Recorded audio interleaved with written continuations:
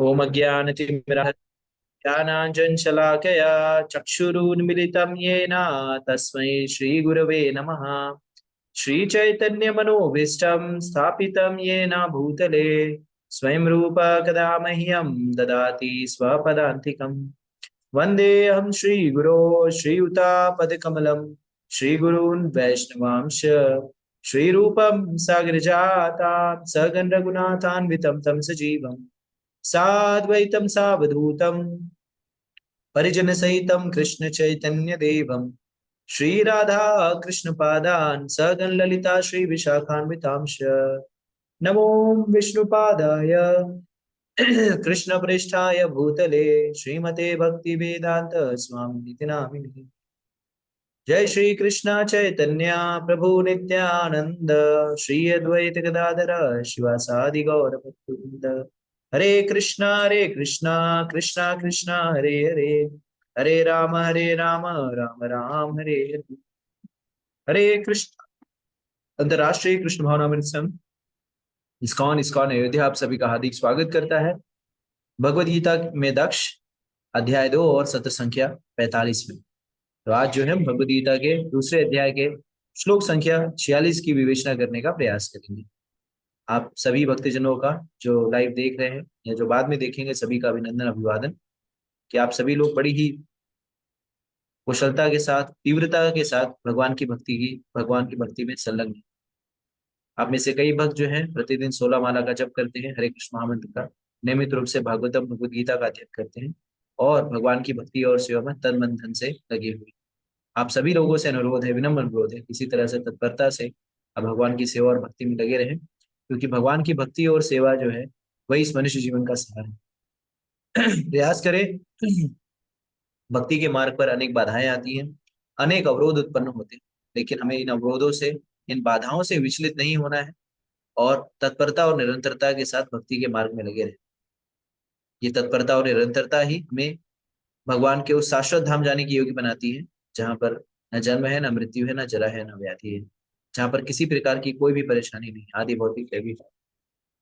तो हम सभी लोगों को थोड़ा सा प्रयास करना है। हमने 84 लाख बार 84 लाख योनियों से गुजर करके हम इस मनुष्य शरीर को प्राप्त किए। अभी मनुष्य शरीर बहुत ही विशेष है। जो भोग थे वो हमने पूर्व शरीरों में कर लिया है, बहुत ही उन्नत उन्नत तरीके से हमने भोग किया है, भोग विलास इत्यादि किया है। लेकिन ये शरीर जो है, इस शरीर का हमें विशेष उपयोग करना है। क्यों? क्योंकि अभी तक हम अज्ञान के अंधेरे में थे। ओम अज्ञान तिमिरांधस्य। तो क्या गुरु की कृपा से, श्रील प्रभुपाद जी की कृपा से हम सभी लोगों का ज्ञान चक्षु जो है वो खुला है और इस मनुष्य जीवन के उद्देश्य के बारे में हमें पता चला। अगर हमें एक बार इस ज्ञान, जब तक हम अंधकार में थे तब तो ठीक है, कोई बात नहीं, लेकिन अब हमारे आंखों में इस भगवद गीता रूपी ज्ञान के प्रकाश के कारण सारी चीजें सुस्पष्ट हुई हैं। तो हमें इसका सदुपयोग करना चाहिए और प्रयास करना चाहिए कि कैसे ये जीवन अब तक हमने जिस तरह से भी जिया हो, भोग में जिया हो, विलास में जिया हो, इंद्रतृप्ति में जिया हो, जो भी जिस तरह से हमने ये जीवन जिया है, सारे उन सारी चेष्टाओं को हम दमन करते हैं, उन सारी चेष्टाओं को रोकते हुए भक्ति के मार्ग पर लगने का हमें प्रयास करना है, क्योंकि यही एकमात्र मार्ग है जो इस कलयुग का युग धर्म है। ये भक्ति करना ही इस कलयुग में जो है सबसे महत्वपूर्ण कार्य है, भगवान की भक्ति। और ये भगवान की भक्ति ही हमें सारे सारे कष्ट और क्लेश से बाहर ले जा सकती है। भक्ति जो है वो रामबाण इलाज है। भक्ति जो एकमात्र तरीका है जो सारे हमारे दुखों को मिटा सकती है। तो हम सभी लोगों को यहाँ वहां भागने की आवश्यकता नहीं, बहुमार्ग पर चलने की आवश्यकता नहीं। जैसे कुछ एक श्लोकों पहले हमने देखा था कि कैसे जो व्यक्ति बहुशाखा हो जाता है, जो बुद्धि से बहुत सारे मार्गों के बारे में चेष्टा करता है, सोचता है, समझता है, सारी चीजें करने का प्रयास करता है, कहीं ना कहीं वो दिग्भ्रमित हो जाता है। लेकिन अगर हम एक निष्ठ होकर के और भगवत भक्तों के, उन्नत भगवान के उन्नत भक्तों के सानिध्य में रह करके, उनके निर्देशन में रह करके अगर हम भक्ति के मार्ग पर आगे बढ़े तो हमारे लिए सबसे सर्वोपरि, सबसे उन्नत, सबसे उत्तम कार्य हो। तो हम सभी लोगों को इस उत्तम कार्य में लगने का प्रयास करना चाहिए। आचार्यों की कृपा से, श्रील प्रभुपाद जी की कृपा से, पूर्व जन्म के कर्म फलों के कारण हम किसी न किसी कारणवश, कैसे न जैसे, ऐसे न तैसे, जैसे भी हम भक्ति के मार्ग पर लग चुके हैं, भक्ति के मार्ग पर आ चुके हैं।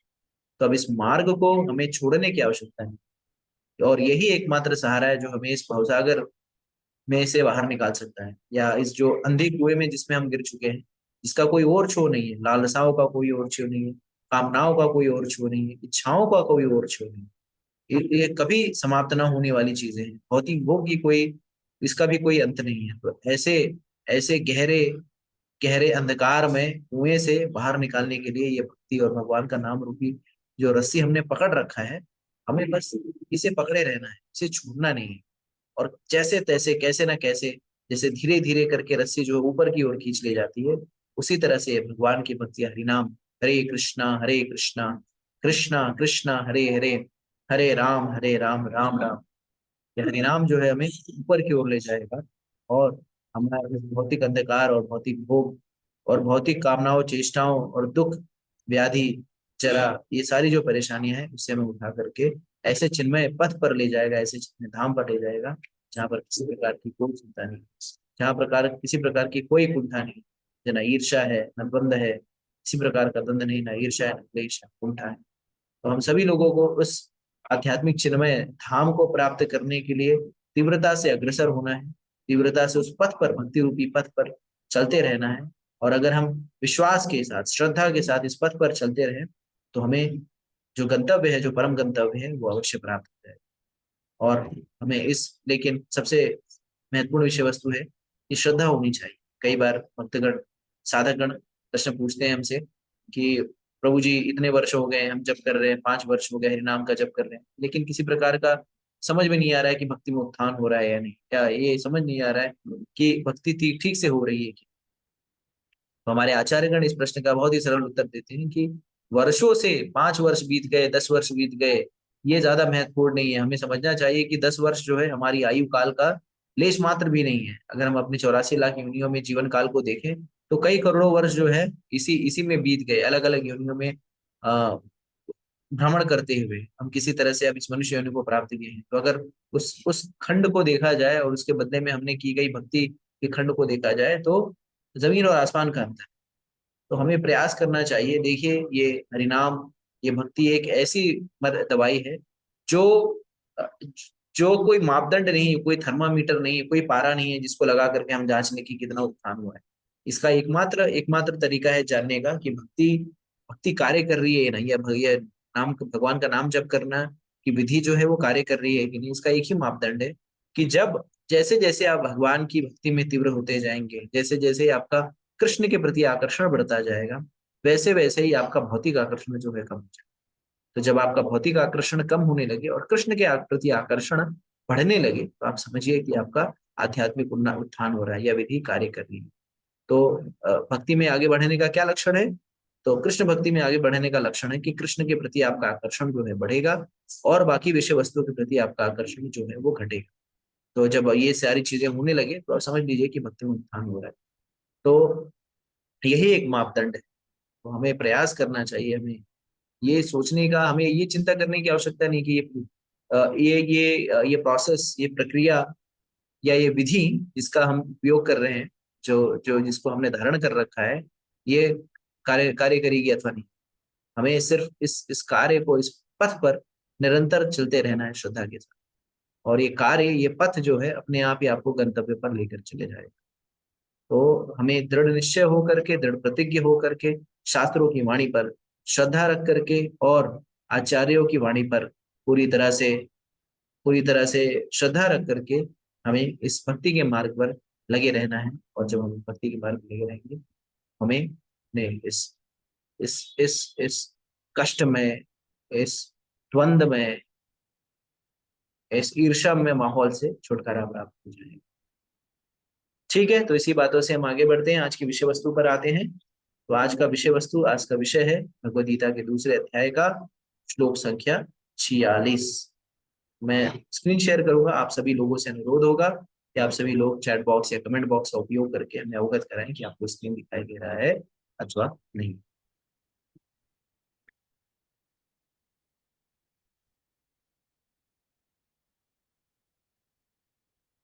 तो श्लोक संख्या 46, भगवान कह रहे हैं, यावन अर्थे उदपाने सर्वथा लुतोदके, तावान् सर्वेषु वेदेषु ब्राह्मणस्य विजानता।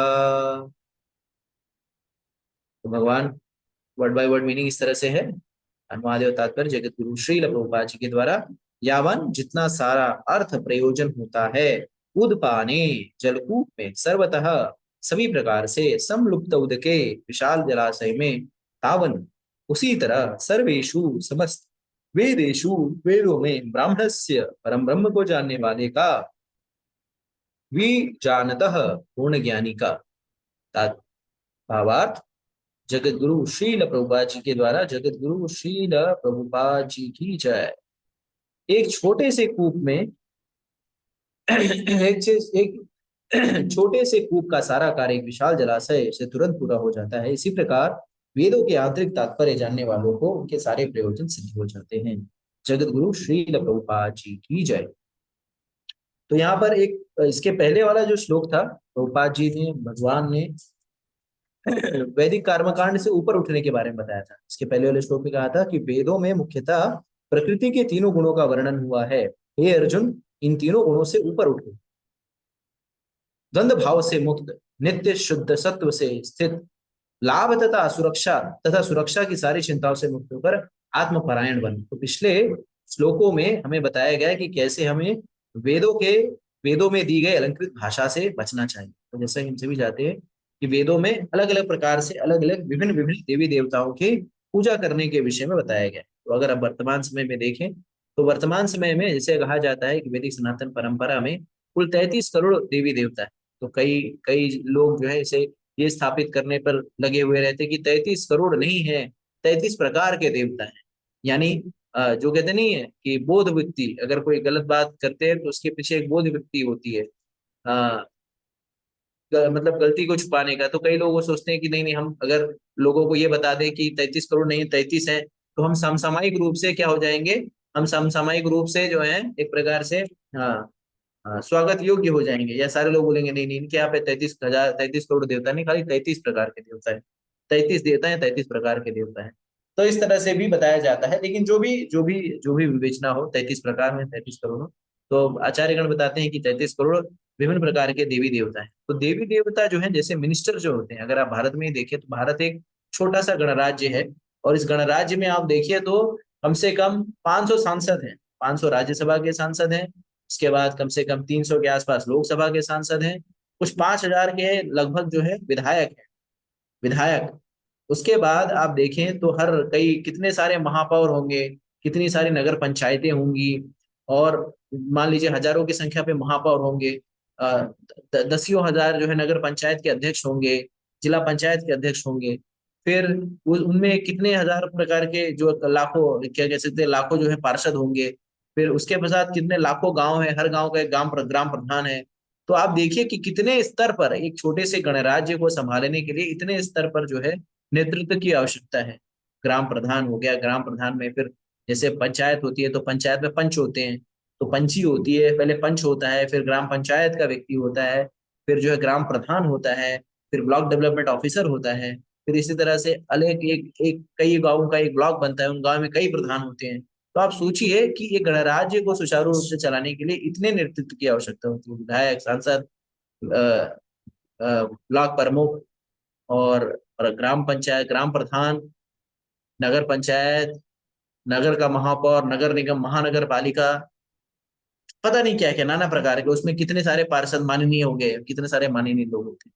तो इसको चलाने के लिए और अनंत कोटि ब्रह्मांड को चलाने के लिए अगर इतने सारे अगर देवी देवता हैं तो उसमें अतिशयोक्ति क्या है, या उसमें विरोधाभास क्या है, या उसमें किसी क्या बोलते हैं किसी गलत बोध के कारण क्यों शिकार है, हम अपना बचाव क्यों करें, इसमें कोई गलती नहीं है। जब एक एक देश को चलाने के लिए, ये भारत की बात नहीं है, हर जगह देश विदेश हर जगह ये स्थिति है। इतने सारे लोगों की आवश्यकता होती है, म्यूनसिपल काउंसिल होता है, फिर इसमें काउंसिलर्स होते हैं, ये सारी चीजें हैं। तो इस तरह से चलाने के लिए इतने सारे लोगों की आवश्यकता होती है। और कई बार क्या होता है कि अगर शास्त्रों को देखें तो इन सारे लोगों का वर्णन किया गया, इन सारे व्यक्तित्वों का वर्णन किया गया। जैसा कि हम सभी लोगों को जानना चाहिए कि ये जो जैसे विधायक या सांसद या प्रधानमंत्री, ये सारा क्या है, ये सारा पद है, ये कोई व्यक्ति नहीं है। जैसे अभी वर्तमान में कोई एक प्रधानमंत्री है, और कुछ सालों के बाद कोई और था, उसके बाद कोई और होगा। तो प्रधानमंत्री एक पद है। इसी तरह से ये देवी देवता जो है वो व्यक्ति ना होकर के पद है। और उस पे अलग अलग व्यक्तित्व जो है अलग अलग कालों में, कालखंड में वहां पे रहते हैं। जैसे वर्तमान में जो सूर्य के देवता है उनका नाम है विवस्वान, या वर्तमान में जो स्वर्ग के राजा जो इंद्र है, इंद्र जो है वर्तमान के इंद्र जो है उनका नाम है पुरंदर। इसके बाद अगले कालखंड में कौन बनेगा इंद्र? बलि महाराज। तो इस तरह से अलग अलग व्यक्तित्व जो है उस पद को धारण करते हैं। तो चूंकि ये सारे पद के लोग हैं, जैसे वर्तमान समय में जो सांसद है, विधायक है, मंत्री हैं, राज्य मंत्री हैं, मुख्यमंत्री हैं, ये सारे लोगों का अपना अपना एक एक दायित्व होता है। उनका अपना अपना एक एक डिपार्टमेंट होता है और उसी डिपार्टमेंट के अनुरूप कार्य करते हैं। तो कोई जल मंत्री है, कोई शिक्षा मंत्री है, कोई कोई क्या कह सकते हैं, कोयला खदान का मंत्री है, कोई जो है वो स्वास्थ्य का मंत्री है। तो इस तरह से अलग अलग उनका क्या है, उनका एक स्पेशलाइजेशन है या उनकी विशेषता है, और वो उसी उसी कार्य क्षेत्र में वो अपने कार्य को करेंगे। तो उसी तरह से जो 33 करोड़ प्रकार के जो देवी देवता है उनका एक एक कार्य क्षेत्र है और उसी कार्य क्षेत्र के अनुरूप कार्य करते हैं। जैसे हमारी जो भौएं हैं उसके भी एक देवता है, ये जो सांस चल रही है, ये जो हवा है, वायु है, इसके भी एक देवता है, जल के भी एक देवता है। तो सारी चीजों को नियंत्रण करने के लिए एक एक देवता है जो विशेष प्रकार से कार्य करते हैं। अब इन शास्त्रों में बताया गया है कि जैसे हम देखते हैं कि जैसे पीडब्ल्यूडी का कार्य कराना, तो हम किसके पास जाते हैं? पीडब्ल्यूडी का कार्य कराने के लिए हम पीडब्ल्यूडी का कार्य कराने के लिए हम पीडब्ल्यूडी के पास, मंत्री के पास जाते हैं। अगर हवाई जहाज का कार्य कराना हो या उड्डयन उड्डयन मंत्री जो हवाई जहाज से संबंधित कार्यों का निर्वहन या उसका कार्य क्षेत्र है। इसी तरह से जल, अगर जल से अगर नहर वहर की व्यवस्था करानी हो तो जल जो नहर मंत्री होंगे उनके पास जाए।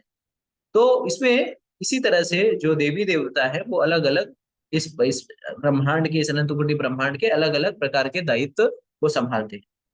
वेदों ने क्या किया है? वेदों ने उन सारे व्यक्तियों के दायित्वों के बारे में वेदों में बहुत ही विस्तार से बताया गया है। तो जैसे कि अगर किसी को किसी प्रकार की आवश्यकता है, कोई सुंदर पत्नी प्राप्त करना चाहता है तो पार्वती जी की पूजा कर ले तो उसे सुंदर पत्नी प्राप्त हो जाएगी। कोई जो है वो जिसे सुंदर सुंदर भोले भाला पति चाहिए तो शिव जी की पूजा करे तो उसे भोला भाला पति प्राप्त हो जाएगा। किसी को बल और बुद्धि की आवश्यकता है तो हनुमान जी की पूजा कर ले। किसी को धन की आवश्यकता है तो लक्ष्मी जी की पूजा कर ले। इस प्रकार से नाना प्रकार से अलग अलग विधियों से अलग अलग देवी देवताओं से क्या हासिल होना है इसके लिए वेदों में विस्तार पूर्वक वर्णन किया गया है।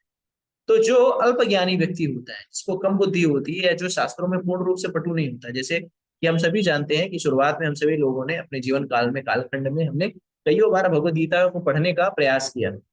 और ये प्रयास एक दो बार नहीं, कई बार तक प्रयास किया। हमने भगवत गीता की पुस्तक ली, उसको खोला, एक पृष्ठ पढ़ा, दूसरा पृष्ठ पढ़ा, तीसरा पृष्ठ पढ़ा, लेकिन उसमें कुछ समझ में नहीं आया। फिर बोरियत होने लगी और हमने उस भगवत गीता को वहीं जस का तस रख दिया। या कोई बहुत बड़ा बहादुर रहा होगा तो उसने क्या किया, जैसे सारी पुस्तकें अखबार पढ़ते हैं या कोई कोई मैगजीन पढ़ते हैं, तो उस मैगजीन के आधार पर इसे पूरा पहले पन्ने से लेकर के आखिरी पन्ने तक पढ़ दी। लेकिन क्या इस तरह से अखबार के रूप में इस कालजाई इस भगवान की वाणी को पढ़ने से क्या व्यक्ति उसके मर्म को समझ जाएगा? नहीं। बहुत बहुत ही कठिन है, बहुत ही कठिन है इस मर्म को समझना। ये तभी संभव हो पाएगा जब हम प्रामाणिक गुरु के शरण में जाकर के, प्रामाणिक भक्तों के अंतर्गत रह करके इस ज्ञान को ग्रहण करें। और अगर प्रामाणिक व्यक्ति के पास नहीं जाएंगे तो ये ज्ञान जो है पूर्ण रूप से अपूर्ण हो जाएगा। क्योंकि इस जब तक सिर्फ भाषा का ज्ञान होने मात्र से कोई ज्ञान नहीं ग्रहण कर सकता, खाली भाषा का ज्ञान होने से कोई ज्ञानी नहीं हो जाता। उस भाषा के मर्म को समझना होगा कि क्या लिखा हुआ है। जैसे हम देखते हैं तो अगर अगर जौहरी के पास जाए तो जौहरी ही वो व्यक्ति है जो सोने इत्यादि के विषय में आपको, सुनारी जो है, सोनकार या स्वर्णकार जो है, आपको सोने के विषय में अधिक जानकारी दे सकता है। इसी तरह से जो मोची है वो जूते के विषय में ज्यादा जानकारी दे देता है, या कुम्हार है वो इन सारी चीजों के बारे में विशेष जानकारी देगा क्योंकि उसकी ये विशेषता है। उसी तरह से भक्ति को समझने के लिए, इस धार्मिक इस ग्रंथ, इस भगवान की वाणी को समझने के लिए हमें कौन समझा सकता है? जो भगवान का भक्त है। और अगर भगवान का भक्त नहीं है तो वो सिर्फ भाषा के ज्ञान पर जब इसका अनुवाद करेगा तो उसके मर्म को ना किसी के ऊपर कोई कोई भी उसके ऊपर बदलाव होगा, ना उसका कोई लाभ होगा। जैसे आप जानते हैं जब अंग्रेज भारत में आए तो उन्होंने क्या किया, हमारे सारे ग्रंथों का अनुवाद कराया उनके द्वारा, संस्कृत पढ़े हुए विद्वानों के द्वारा। लेकिन इस संस्कृत का विद्वान जो सिर्फ भाषा का ज्ञानी है वो हमें उस ग्रंथ के मर्म को कैसे समझा सकता? क्यों? क्योंकि हमें भाव को भी तो समझने की आवश्यकता है कि लिखा क्या गया है, किस भाव से लिखा गया है। जैसे मैंने कई बार उदाहरण दिया है, हो सकता है उदाहरण दोहराया जाना जैसे लगे, तो संस्कृत में एक ही शब्द के कई अर्थ होते हैं। तो सैंधव ये शब्द जो है वो दो अर्थ होता है कि ये नमक और घोड़ा। तो अगर जो सिर्फ भाषा का ज्ञान है जिसे, और जो ये जानता है कि सैंधव शब्द का अर्थ होता है घोड़ा, तो अगर प्रसंग आता है कि दो व्यक्ति हैं वो अपने अपने डाइनिंग टेबल पर बैठे हुए हैं और भोजन कर रहे हैं, और डाइनिंग टेबल पर बैठ करके अपनी धर्मपत्नी से कहते हैं कि सैंधव लेके आओ, तो भाषा का जानकार जिसे सैंधव का अर्थ सिर्फ घोड़ा पता है, वो क्या लिखेगा, वो क्या अनुवाद करेगा कि दो लोगों ने बैठ करके डाइनिंग टेबल पे बैठ करके उन्होंने घोड़ा मंगाया। लेकिन क्या ये हो सकता है क्या कि कोई व्यक्ति डाइनिंग टेबल पे खा रहा हो और बोले घोड़ा लेके आओ? वो क्या बोलेगा, नमक लेके आओ। लेकिन चूंकि भाषा का ये सिर्फ ज्ञान है तो इस मर्म को नहीं समझ पाएंगे। तो उसी तरह से आध्यात्मिक ज्ञान हम सभी लोगों ने प्रयास किया, लेकिन ये आध्यात्मिक ज्ञान नहीं समझ में आया क्योंकि हमने प्रामाणिक गुरु परंपरा में या प्रामाणिक भक्तों के मुख से इसका श्रवण नहीं किया। श्रील प्रभुपाद जी की कृपा से हम सारे लोग आज भगवत गीता में पटु हैं, भगवत गीता के मर्म को समझते हैं, भगवत गीता के ज्ञान को समझते हैं। और आप में से बहुतेक लोग जो है इस ज्ञान को न सिर्फ जानते हैं सुनते हैं बस ही, बल्कि इसका प्रचार प्रसार भी बहुत ही तीव्रता से करते हैं। तो हमें समझना होगा कि ये ज्ञान जो है ये बहुत ही महत्वपूर्ण है।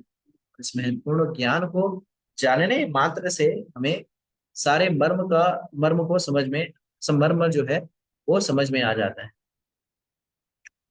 तो हम लेकिन वेदों में, अब वेदों में चूंकि जैसा कि मैं ये उदाहरण देने का उद्देश्य था, चूंकि वेदों को लोग प्रामाणिक परंपरा में नहीं पढ़ते इसलिए उसकी अलंकृत भाषा में फंस जाते हैं। जैसे आगे भी चल करके भगवान बताते हैं कि वेदों की अलंकृत भाषा में लोग फंस जाते हैं क्योंकि अज्ञान होता है, और अज्ञान होने के कारण वो उस पूरे सार को समझ नहीं पाते। जैसे अ, अ, वेदों को और अलंकृत भाषा को ऐसे समझना चाहिए कि जैसे वेदों में दिया गया है कि कहीं कहीं दिया जाता है कि जैसे कोई भी पिक्चर हो, जैसे कोई भी चित्रपट हो, तो चित्रपट का पटापेक्ष कब होता है, चित्रपट का पटापेक्ष होता है अंत में।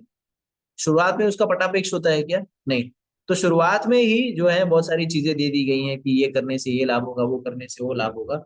तो जो अल्प बुद्धि के लोग हैं उस लाभ के चक्कर में आगे जो है उसको जाते ही नहीं या पढ़ते ही नहीं, समझने का ही प्रयास, तो उस अल्पकाल के लाभ के लिए चिंतित रहे, अरे यार ये मेरे को मिल गया बस इतना ही। लेकिन जो बुद्धिमान व्यक्ति होता है वो सारे भगवत गीता के सार को समझना चाहता है या वेदों के सार को। और जब उस सार को आप समझ लेंगे, जब उस मूल स्रोत या जड़ को समझ लेंगे, तो बाकी चीजों को समझने की आवश्यकता नहीं। जैसे अगर कोई ग्राम का प्रधान हो, कोई गांव का व्यक्ति हो, और वो गांव के व्यक्ति जो है ग्राम प्रधान को ही सब कुछ समझ रहा हो, तो इसका अर्थ क्या है, उसको पूर्ण ज्ञान नहीं है। क्यों? क्योंकि ग्राम प्रधान के ऊपर भी बहुत सारे लोग हैं, और उसके ऊपर भी विधायक या सांसद के ऊपर भी बहुत सारे लोग जो है उनको नियंत्रण करते हैं। लेकिन जो सुप्रीम नियंत्रक कौन है, सुप्रीम नियंत्रक जो है प्रधानमंत्री, या हम कह सकते हैं राष्ट्रपति हो, ठीक है। लेकिन ऐसा देखा जाए तो पूरे मंत्रिमंडल का मुख्य मुख्य नेतृत्व करता प्रधानमंत्री होता है। तो उसी तरह से वेदों में जो है मुख्य नेतृत्व कर्ता के विषय में बताया गया है, लेकिन उस ज्ञान के विषय में जो लोग हैं वो समझ नहीं पाते, और फिर विभिन्न विभिन्न देवताओं की पूजा उपासना करते हैं। ये भूल करके कि ये भूल करके कि इन देवी देवताओं को जो शक्ति प्राप्त हो रही है वो शक्ति उनकी स्वयं की नहीं है, वो शक्ति भी उन्हें कहीं से प्राप्त हो रही है। जैसे सूर्य जो है, तो सूर्य को शक्ति कहाँ से प्राप्त होती है, सूर्य को शक्ति ऊर्जा प्रदान होती है, प्राप्त होती है भगवान के द्वारा, कृष्ण के द्वारा। और भगवान क्या करते हैं, इस ब्रह्मांड में एक सूर्य, इसी तरह से अनंत कोटि सूर्य जो है अनंत कोटि ब्रह्मांड में, तो अनंत कोटि सूर्यों की ऊर्जा का स्रोत परम पुरुषोत्तम भगवान है। उसी तरह से इस जगत की जो भी शक्तियां, चाहे देवी देवता इत्यादि, सबके पास जो शक्ति जो कौन प्रदान करने वाला है, भगवान है। तो भगवान जो है, कृष्ण जो है वो सर्वशक्तिमान है। लेकिन वेदों की जो शुरुआती अलंकृत भाषाओं में फंस जाता है उसे भगवान नजर ही नहीं आते। तो भगवान कहते हैं कि जो श्रद्धावान नहीं है ऐसे व्यक्ति को मैं अनुगम्य नहीं। तो भगवान के विषय में साक्षात्कार आपको तभी प्राप्त हो सकता है जब आप भगवान की भक्ति में संलिप्त हो या भगवान से ईर्ष्या न करते। जैसे भगवत गीता में भगवान अर्जुन को कहते हैं कि हे अर्जुन, मैं आध्यात्मिक ज्ञान आपको इसलिए दे रहा हूँ क्योंकि आप मुझसे ईर्ष्या नहीं करते, आप मेरे सुहृद हैं और वेलविशर हैं और परम परम करीबी मित्र हैं। इस कारण से, इन संबंधों के कारण से मैं तुम्हें भगवत गीता का ज्ञान प्रदान कर रहा हूँ। तो ये भगवत गीता का ज्ञान अर्जुन को प्रदान किया भगवान ने स्वयं। लेकिन अगर अगर ये क्यों, क्योंकि उसने भगवान से ईर्ष्या नहीं की। तो इसी तरह से वेदों के सार को हम तब तक नहीं समझ पाएंगे जब तक हम जो है भगवान के साथ कोई संबंध ना स्थापित करें, और या भगवान के उन्नत भक्तों के साथ हम कोई संबंध ना स्थापित करें। तो जैसे हम सोचते हैं वेद जो है वो क्या बताते हैं, भगवान भगवद गीता के 15वें अध्याय के 15वें श्लोक में कहते हैं, सर्वस्य चाहम हृदि सन्निविष्टो मत् स्मृतिर ज्ञानम अपोहनम च वेदे से सर्वे राहमेर्वेद्यो वेदांत वेदे विचार। तो सारे वेदों और शास्त्रों को संकलन करता कौन हूं? मैं हूं। और सारे वेद और शास्त्र का संकलन करता मैं हूं। और सारे वेद और शास्त्र को पढ़ने के बाद क्या समझ में आना चाहिए? सारे वेद और शास्त्र को पढ़ के होने के बाद ये समझ में आना चाहिए कि कृष्ण ही पूर्ण पुरुषोत्तम भगवान है। लेकिन ये चीज लोगों को समझ नहीं आती। क्यों? लोगों को इसलिए नहीं समझ में आती कि भगवान कहते हैं कि मैं पांडित्य से, मैं ज्ञान से, मैं तपस से, मैं बहुत सारी चीजें करके, अगर मैं अपने तपोबल से, अपनी इच्छा शक्ति से, या अलग अलग प्रकार से प्रयास करने से भगवान को समझ जाऊं, या भगवान मुझे ज्ञेय हो जाए, तो ऐसा नहीं है। भगवान ज्ञेय नहीं होते। भगवान ज्ञेय होते हैं तब जब कोई अनन्य भक्ति में लगता है तब। और भगवान को ज्ञेय करना, भगवान को समझना है, तो दो प्रकार से हम भगवान को देख सकते हैं, भगवान को समझ सकते हैं। तो दो प्रकार हैं। एक, पहला, या तो हम इतनी उन्नत भक्ति करें या इतना प्रयास करें कि भगवान हम पर प्रसन्न हो जाएं और हम पर अकारण कृपा करके हमें अपना दर्शन दे। जैसे उन्होंने अर्जुन के ऊपर अकारण कृपा की। क्यों किया? क्योंकि अर्जुन जो है भगवान का भक्त था, भगवान के साथ उसका संबंध था, भगवान से ईर्ष्या नहीं करता था, तो भगवान ने उसे अपना विराट रूप का दर्शन कराया। उसे भगवान ने अपना उसे पूर्ण शक्ति का, वैभव का दर्शन कराया, चतुर्भुज रूप का भी। और जो सबसे सबसे जो सबसे जो विशिष्ट रूप है, जो सिर्फ भक्तों को ही दिखता है, ऐसे रूप का, दो भुज स्वरूप का भी भगवान ने अर्जुन को दर्शन कराया। इसके उलट संजय को भी देखा जाए तो संजय को भी भगवान के विराट रूप, चतुर्भुज रूप और द्विभुज रूप का, जो कि बहुत ही दुर्लभ है, इसका दर्शन भी संजय को हुआ। लेकिन संजय की क्या योग्यता थी? संजय कोई भगवान का अकिंचन भक्त नहीं था, या भगवान का अनन्य भक्त नहीं था। संजय के ऊपर गुरु की कृपा, किसकी कृपा हुई? व्यासदेव मुनि की कृपा हुई। और व्यासदेव मुनि की कृपा से वो भगवान को देख पाया, भगवान के दर्शन। तो या तो हम भगवान को प्रसन्न कर लें, भगवान हम पर अकारण कृपा कर दें, या तो गुरु की कृपा। जैसे हम कहते हैं, बिन गुरु कृपा, बिन हरि कृपा मिला ही नहीं सकता। और ये संत क्या करेंगे? संत जो है हमारे जीवन का उद्धार करेंगे। हमें साधु संग सर्व शास्त्र का है, लव मात्र साधु संग सर्व सिद्धि है। तो ये परम सिद्धि जो है, जैसे भगवदगीता में है, ना सिद्धि न वापनोति ना सुखम ना परम गति। तो जो जो जो वेदों के ये जो वेदों के यह शास्त्र विधि मुत्सृज्य वर्तते काम कारता ना सिद्धि न वापनोति ना सुखम न परम गति। जो शास्त्र के विरुद्ध कार्य करता है, उसे ना तो सुख प्राप्त होता है, ना शांति, ना सिद्धि प्राप्त होती है, और ना परम गति प्राप्त होती है। लेकिन अगर कोई भगवान के उन्नत भक्तों का संग कर ले, तो उसके संग करने मात्र से जो साधु है वो हमें कृष्ण की ओर उन्मुख कर देगा, कृष्ण की ओर हमें भेज देगा। और एक बार हम कृष्ण से युक्त हो गए, कृष्ण की ओर चले गए, तो फिर कोई भी भौतिक चीजें जो है हमें रास नहीं है। तो जिस तरह से, तो इसे हमें समझना चाहिए कि कृष्ण ही क्यों? कृष्ण इसके लिए क्योंकि कृष्ण जो है, भगवान जो है, वो सभी कारणों के प्रमुख कारण है। कृष्ण जो है इस जगत के सारे स्रोतों के प्रमुख स्रोत है। और कृष्ण जो है वो सर्वशक्तिमान है। उन्हीं की शक्ति से ये सारा जगत जो है वो संचालित होता है। भगवान कहते हैं, हम सर्वस्व प्रभवो मत सर्वम प्रवर्तते इति मत्वा भजन्ते माम भूत भावा। तो इति मत्वा भजन्ते माम, हम सर्वस्व, सारा जगत, सारा ब्रह्मांड जो है उनके ही प्रभाव के अंतर्गत कार्य करता है। लेकिन ये प्रभाव, भगवान इतने प्रभावशाली व्यक्ति, और प्रभावशाली व्यक्ति तो हमें समझना होगा कि जो अत्यंत प्रभावशाली शक्ति है, जो सारे कारणों का कारण है, जो सारे शक्तिमानों की शक्ति का कारण है, जो सर्वशक्तिमान है, उसके पास हम क्यों ना जाए? बजाय इसके कि हम किसी ऐसे लोगों के पास जाए जिसकी शक्ति का कोई और स्रोत, जो किसी और की कृपा पर आश्रित, तो जो सर्व कृपामय है, जो सर्व कृपावान है, हम उसके पास जाए। तो यहाँ पर अब उसके पास जाए तो हमें समझना होगा कि भगवान जो है वो सारे सारे ब्रह्मांड के, सारे सृष्टि के मूल हैं। वो सबके, भगवान कहते हैं, तासम ब्रह्म द्योनि महाद्योनिर अहम बीज प्रदापिता सर योनिषु कौन्तेय मूर्तिया संभवंती तासम ब्रह्म महाद्योनिर आम बीज प्रदापिता। तो भगवान जो है इस ब्रह्मांड के बीज प्रदाता पिता है। इस प्रकृति के भी कारण भगवान ही है। तो कृष्ण ही सब चीज के बीज प्रदाता पिता है, कारण। और ब्रह्मा जी भी इसकी पुष्टि करते हैं, ईश्वरा परमा कृष्ण सच्चिदानंद विग्रह अनादिरादिर गोविंद सर्व कारण कारणम।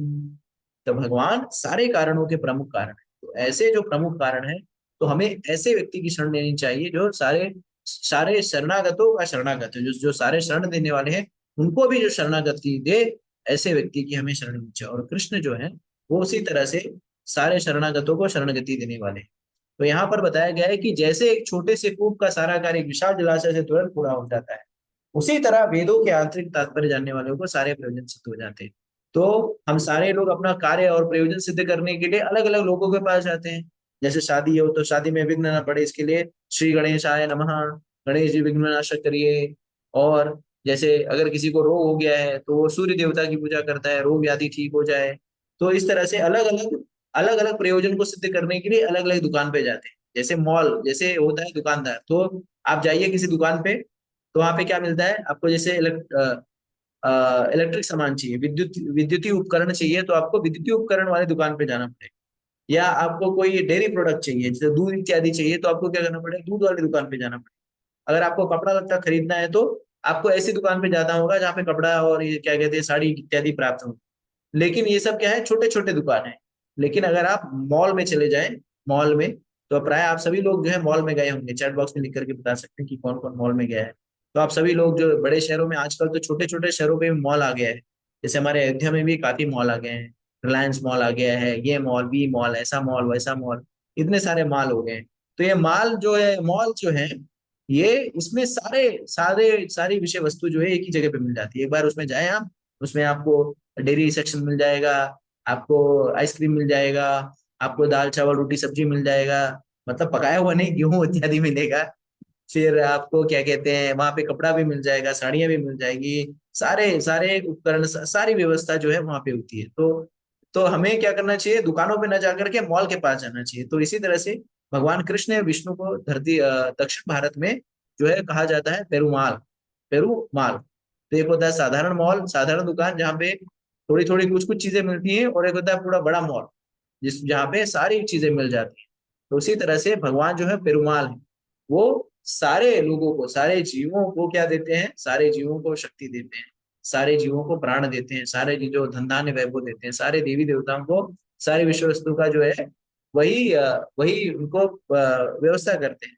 तो अगर हम पेरुमाल की शरण में ले चले जाएं, जिस तरह से एक बड़े मॉल में जाने से सभी छोटी दुकानों के सामान हासिल हो जाते हैं, उसी तरह से अगर हम कृष्ण की शरण में चले जाएं, तो अलग से हमें विभिन्न विभिन्न देवताओं के पूजा अर्चना करने की कोई जरूरत नहीं है। जैसे कि श्रीमद् भागवत में कहा गया है, देवर्षि भूताप्तरणम पितरणम नायम चारिणी किंकरो च राजन सर्वात्मा यम शरणम शरणम गतो मुकुंदम परिहार्थ करतम। तो एक व्यक्ति के ऊपर, एक व्यक्ति के जीवन काल में बहुत सारे कर्जे उसके ऊपर होते हैं, देवताओं के कर्जे, क्योंकि देवी देवता जो है वर्षा प्रोवाइड करते हैं, अग्नि प्रोवाइड करते हैं, वायु प्रोवाइड करते हैं, जल प्रोवाइड करते हैं, इन सारी चीजों की व्यवस्था देवी देवता करते हैं। अलग अलग प्रकार से देवी देवताओं का ऋण होता है, देवश्री। और रिश्तेदारों का ऋण होता है हम लोग को आगे बढ़ने में, हमारी आध्यात्मिक उन्नति में, राजनीतिक उन्नति में, सामाजिक उन्नति में, पारिवारिक उन्नति में, सारी जगह पर हमारे हमारे रिश्तेदारों का ऋण हमारे ऊपर होता है। फिर गुरुजनों का ऋण होता है, हम शिक्षा दीक्षा लेते हैं, और शिक्षा दीक्षा के कारण ही हमारी बुद्धि तीक्ष्ण होती है, हम जो है भौतिक रूप से आगे बढ़ते हैं, तो गुरुजनों का ऋण होता है। फिर माता पिता का ऋण होता है, सबसे महत्वपूर्ण विषय वस्तु है कि माता पिता हमें जन्म देते हैं, माँ जो है 9 महीने अपने गर्भ में लेकर के हमारी सेवा करती है, गर्भ से बाहर आने के उपरांत भी हमें नाना प्रकार के कष्टों से वो बचाती है, दिन रात जागरण करके हमें सुलाने का प्रयास करती है, सारी व्यवस्था वो करती है, पिताजी करते हैं इतनी सारी व्यवस्था। तो इन सारे लोगों का ऋण, तो इन सारे लोगों का ऋण अगर हम अपने जीवन काल में चुकाने का प्रयास करें, तो हो पाएगा क्या? नहीं हो पाएगा, बहुत ही कठिन है। इनका ऋण तो हम सातों जन्म लेंगे तो भी नहीं चुका पाएंगे। तो इतने सारे ऋणों को लेकर के, तो जैसे अगर कोई ऋणी व्यक्ति होता है, तो ऋण लेना अच्छी बात है बुरी बात है? जैसे जब मैं छोटा था तो मेरी माँ मुझे शिक्षा दिया करती थी कि बेटा, अगर 2 जून की रोटी मिलने की जगह पे 1 जून की रोटी मिल रही है, या नमक नमक और चावल है तो नमक और चावल ले लेना, लेकिन क्या करना, कभी जीवन में कर्ज मत लेना, क्योंकि कर्ज जो है बहुत ही वो है, कर्ज लेने से बचना। तो हमें इस तरह का शिक्षण दिया जाता है। अब वर्तमान समय में आप देखिए, ऐसा कोई व्यक्ति नहीं जो कर्ज के तले दबा नहीं। अगर किसी के पास कुछ नहीं है तो उसके पास कोई फोन का ही लोन है, फोन लिया लोन, किसी ने घर लिया लोन पे, किसी ने गाड़ियां ली हैं। आजकल तो सारे लोग जो है लोन लेने के लिए, कर्ज लेने के लिए, तो लोगों को प्रोत्साहित किया जाता है। आपको फोन भी आ जाता है आगे से, बैंक वाले फोन कर देते हैं, हाँ सर, आपको जो है 10 लाख का जो प्री अप्रूव लोन आपको मिल जाएगा, या 2 लाख रुपए तुरंत आप बोलिए, अभी तुरंत आप खाते में घुस जाएंगे, आ जाएंगे, तो आप इसे तुरंत ले लीजिए, इसका तुरंत लाभ उठाइए। तो लोन लेने के लिए तो अब सबको प्रोत्साहित किया जाता है। पहले लोन लेना जिसके ऊपर कर्ज होता था, उसे बहुत ही निंदनीय, उसको ये सोचा जाता है कि कितना गरीब है। लेकिन वर्तमान में कर्ज लेकर के जीना जो है बहुत बड़ी बात है। मतलब सब लोग कर्ज लेकर के ही जी रहे हैं, बड़ी बड़ी कंपनियां, बड़े बड़े लोग सब कर्ज के तले दबे हुए हैं। लेकिन कर्ज लेना हो, बड़े जो जितना कर्ज लिया है उसको उतनी फक्र है, उसकी उतनी समाज में पहुंच है। तो इस तरह से कर्ज में मर जाना बहुत ही निंदनीय है कर्ज लेकर के। तो ऐसे कर्ज को कैसे चुकाएं? तो ऐसे कर्ज को चुका सकते हैं जब हम सर्वात्मना यम शरणम शरणम गतो मुकुंदम परिहार कुंतम। तो मुक्ति को प्रदान करने वाले भगवान मुकुंद यानी कृष्ण की जब हम शरण लेते हैं तो इन सारे कर्जों से मुक्त हो जाते। कैसे मुक्त हो जाते हैं? तो जैसे, क्योंकि ये सारे जो माता पिता या देवी देवता या रिश्तेदार, ये सारे लोग किसके किसके अंश है? भगवान के अंश। और भगवान की शरण जब हम लिए तो ये सारा कर्जा जो है माफ हो गया। क्यों?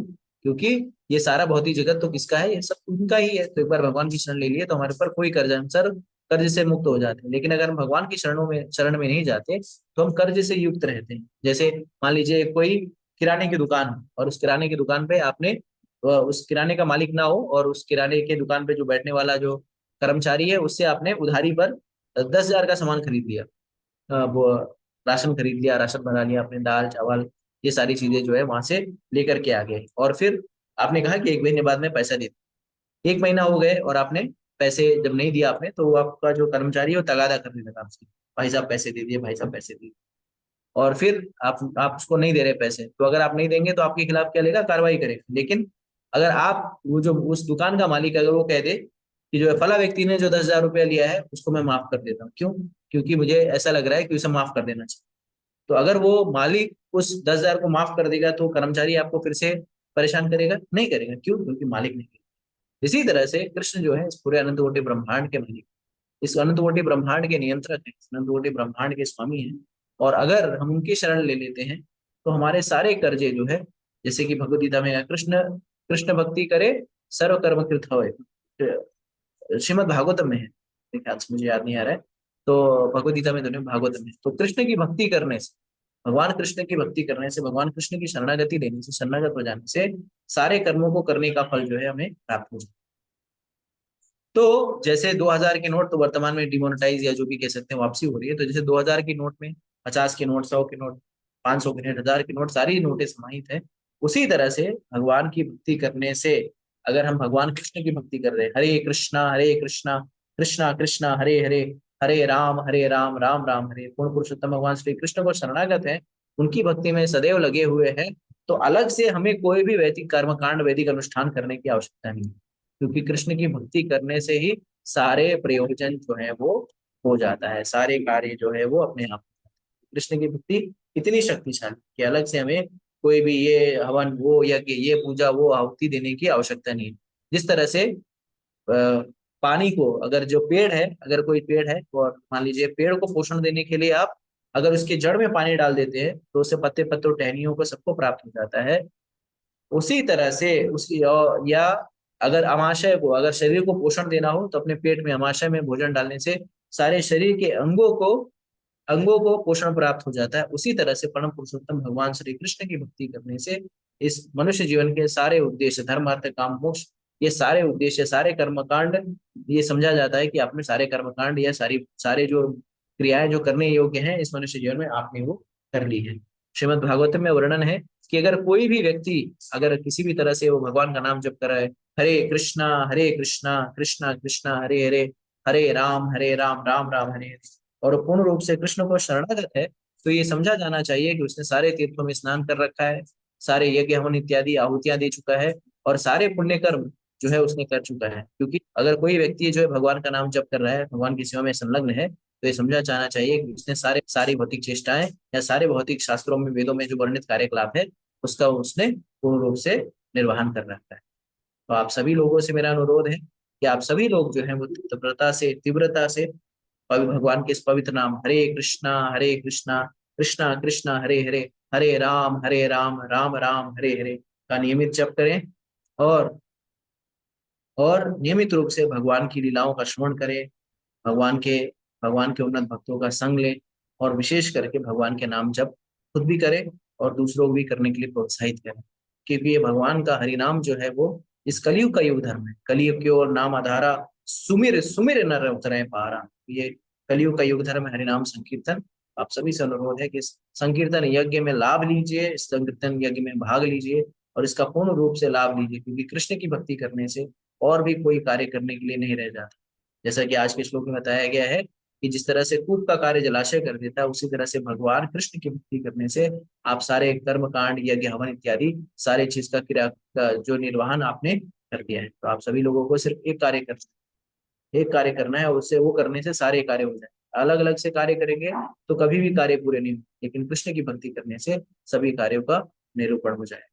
तो यहीं पर मैं अपनी वाणी को विराम देता हूँ। आप सभी लोगों से अनुरोध है कि आप लोग तीव्रता से, गंभीरता से भगवान की भक्ति में लगे रहें और विशेषकर से नियमित रूप से कम 16 माला का प्रतिदिन भगवान के पवित्र नामों का जप करें। हरे कृष्णा कृष्णा कृष्णा हरे हरे, हरे राम राम राम। वहीं पर मैं वाणी को विराम देता हूँ। जय गुरुदेव, जय श्री प्रभुपाद, भगवद गीता यथारूप की जय। जगद्गुरु श्री प्रभुपाद की जय। ओम तत्सत। हरे कृष्णा कृष्णा कृष्णा हरे हरे, हरे राम राम राम हरे हरे। जय गुरुदेव, जय श्री प्रभुपाद। हरे कृष्णा। सभी को मेरा दंडवत प्रणाम।